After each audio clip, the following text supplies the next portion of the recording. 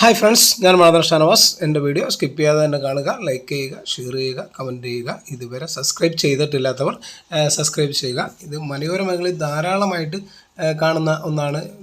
മലതാങ്ങി. മലതാങ്ങിയെന്നും വട്ടവള്ളിയെന്നും ഒക്കെ പല പേരുകളിലാണ് ഇതിനെ അറിയപ്പെടുന്നത്. ഇതിൻ്റെ ഇല പ്രസവാനന്തര ശുശ്രൂഷയ്ക്കും നടുവേദനയ്ക്കും പ്രതിരോധ ശക്തി വർദ്ധിപ്പിക്കുന്നതിനുമൊക്കെ ഇതിൻ്റെ ഇല ഉപയോഗിക്കാറുണ്ട്. കാരണം ഇതിൻ്റെ ഇലയെന്ന് വെച്ചാൽ ഒരു ഭാഗം ലൈറ്റും ഒരു ഭാഗം ഇതിൽ ഡാർക്കുമാണ്.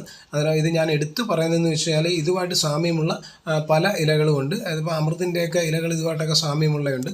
കാരണം നമ്മളിത് ഉപയോഗിക്കുന്നതിന് മുമ്പ്, ഇതിനെക്കുറിച്ച് അറിയാത്തവരാണെന്നുണ്ടെങ്കിൽ ഇത് ഉപയോഗിക്കുന്നതിന് മുമ്പ് ഇതിനെക്കുറിച്ച് അറിയാവുന്ന ഒരു വ്യക്തിയുടെ നിർദ്ദേശം നേടിയിട്ട് വേണം ഇത് ഉപയോഗിക്കാറ്. ഇത് പച്ചരിയും കരിപ്പട്ടിയൊക്കെ ആയിട്ട് ഇത് മരുന്നായിട്ട് ഇത് ഉപയോഗിക്കുന്നുണ്ട് ഇതിൻ്റെ ഇല. അതുപോലെ ഇത് 200 കൊല്ലത്തിൽ ഒരിക്കൽ പൂക്കും എന്നാണ് ഒരു അറിവ്. ഇതൊരു വള്ളിച്ചെടിയാണ്. ഇത് വള്ളി എന്ന് വെച്ചാൽ ഏതെങ്കിലും മരത്തിലോട്ട് പടർത്തി കൊടുത്താൽ ഇങ്ങനെ വള്ളി വെട്ടി നമ്മൾ വെച്ചാലും ഇത് കിളിർത്ത് വരും. എങ്കിലും മരത്തിലോട്ട് പടർത്തി വിട്ട് കൊടുത്തു കഴിഞ്ഞാൽ ഇത് അങ്ങ് കിളിർത്ത് പോകും. കാരണം ഇത് 30 കൊല്ലത്തിൽ ഒരിക്കൽ പൂത്തതായിട്ട് ഈ അടുത്ത സമയത്ത് യൂട്യൂബിൽ ഞാൻ സെർച്ച് ചെയ്തപ്പോൾ ഞാൻ കണ്ടിട്ടുണ്ട്.